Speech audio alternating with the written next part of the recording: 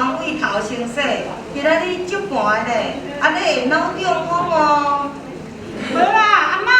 这是网络的谣言啦。均益文教基金会与胜利电台举办媒体素养社区共学营，来到台南市东区复兴里举办。活动由胜利之声广播电台主持人苏芳云现场分享录音的技巧，活泼有趣的课程规划，让每一位参与的社区长辈都乐于学习。希望透过这样的模式，教导民众如何分辨网络谣言。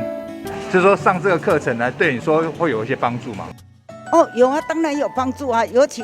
他们这个志工朋友啊，他们来帮我们，我们自己可以上网，然后点进去看，我们就知道有没有受骗。也感谢咱胜利电台来这，让我们学习这个，或者中国时代会当学习这个录音的那个机会。那他们呢会教会我们，伊嘛教会阮会向网络的这个分别真假的资讯，然后也感谢那个董事长也莅临指导哈。除了社区行动广播剧，俊逸生力军服务队也带来真人版大富翁互动游戏方式，拉近青年志工与社区长辈之间的距离，增进世代的关怀与尊重。